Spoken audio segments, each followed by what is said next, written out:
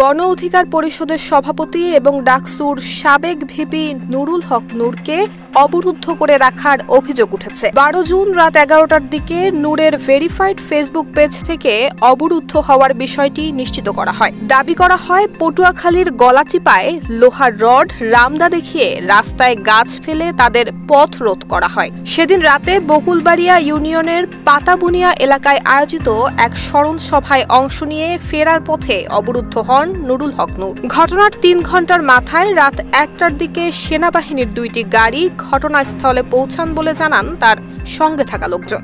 এ সময় পাতাবুনিয়া বাজারেই অবস্থান করেন নূর। কালার এক্সপার্ট, জর্জ স্যাপ এবং মাইল্ড অন হ্যান্ডস টেকনোলজি সমৃদ্ধ অরিক্স ক্রিস্টাল ওয়াশ আপনার laundry expert.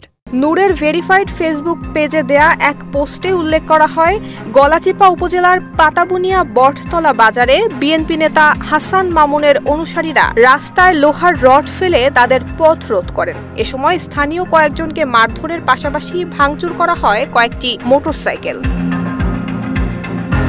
Nusrat Jahan Mehak, Dhaka post.